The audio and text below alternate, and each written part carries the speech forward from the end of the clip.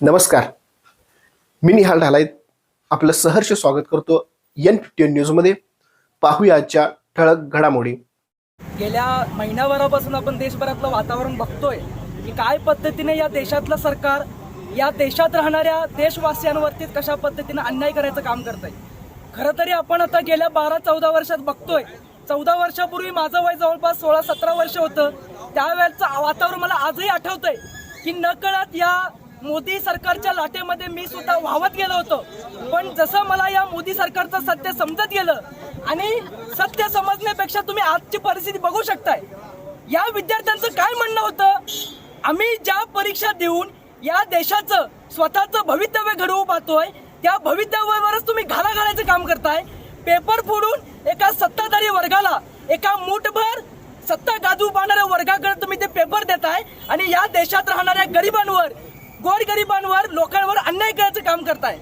मग विद्यार्थ्यांनी काय केलं, हा जो अन्याय होत होता त्याला न्याय मागण्यासाठी म्हणून महात्मा गांधींनी भारतीय स्वातंत्र्यासाठी ज्या पद्धतीने सत्याग्रहाचं आंदोलन उभं केलं, अगदी त्याच पद्धतीनं 20 जून पासून या देशामध्ये शांततामय पद्धतीने आंदोलन चालू होतं.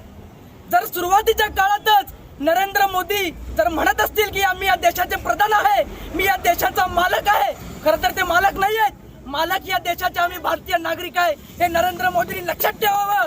नरेंद्र मोदींना जर यांचा विसर पडला असेल तर हे आज ही आंदोलन, हे जे काही कोराची गाव बंद किंवा कोराची बरोबरच तुम्ही बघत असाल की अनेक देशभरातली गावं आणि लोक रस्त्यावर उतरण्याचं काम चालू आहे. पण मला सरकारला या निमित्तानं सांगायचं आहे की ये तो सिर्फ चिंगारी है, पिक्चर अभी बाकी है. पुढचा पिक्चर तुम्हाला अजिबात सहन होणार नाही. त्यामुळे नरेंद्र मोदी आणि त्यांच्या सरकारला माझं सांगणं आहे, माझे हात जोडून विनंती आहे, आम्ही संविधान मानणारे लोक आहोत, आम्ही संविधानाच्या मूल्यांवर, संविधानाच्या तत्वावर चालणारे लोक आहोत. तुम्ही किती जरी आमच्यावर अन्याय केला, तुम्ही किती जरी आमच्यावर लाठीचार्ज केला तरी आम्ही तुमच्यावर हात उगारणार नाही. पण मोदी साहेब, सहनशीलतेचा सुद्धा मर्यादा असते.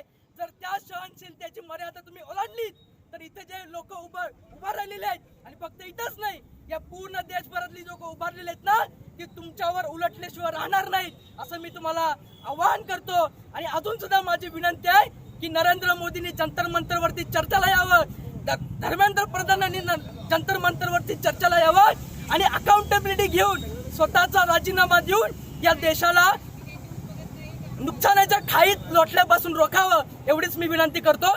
आणि शेवटचं एवढंच की या सगळ्या आंदोलनाला कोराची गावानं पाठीचा कणा ताट ठेवून पाठिंबा दिल्याबद्दल मी त्यांचं मनपूर्वक आभार मानतो. धन्यवाद.